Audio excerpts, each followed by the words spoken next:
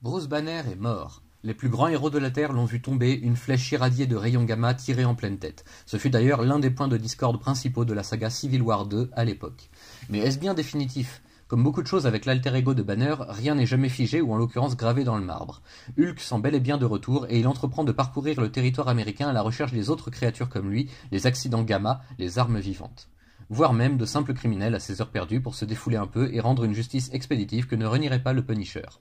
Sur ses traces, Jackie McGee, journaliste, fait tout son possible pour suivre sa piste et remonter jusqu'à lui, garder le scoop du siècle pour son employeur, et surtout avoir l'occasion de croiser la route de la bête de Jade.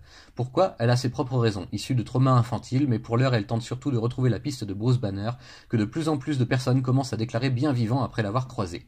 Il semble en effet que le bon docteur soit revenu d'entre les morts grâce à Hulk, mais que ce dernier ne puisse plus se manifester que lorsque Banner est en situation, disons, mortellement dangereuse.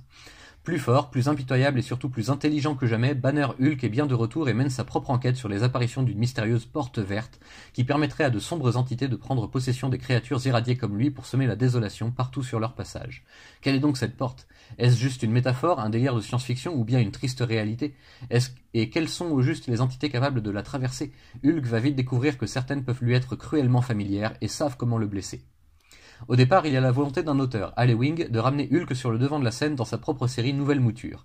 Loin des affrontements épiques entre super-héros auxquels nous avons eu droit juste avant dans la disparition du personnage, ici c'est une sorte de road trip du pauvre Banner à travers les États-Unis pour satisfaire la curiosité et la soif de sang et de justice du monstre qui se cache en lui et qui l'a fait revenir d'entre les morts.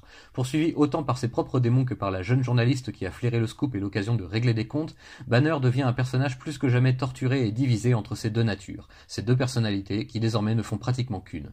Au dessin, on retrouve principalement Joe Bennett qui fait des merveilles sur ce titre et qui arrive à rendre ce nouveau Hulk encore plus effrayant et impressionnant, à nous faire ressentir chaque coup et chaque menace sans problème, et à nous plonger au cœur de l'action et de l'urgence de la situation.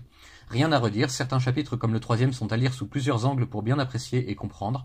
Le lecteur sera accompagné chaque fois par une petite citation d'un des grands auteurs de l'univers de la psychiatrie ou de l'ésotérisme.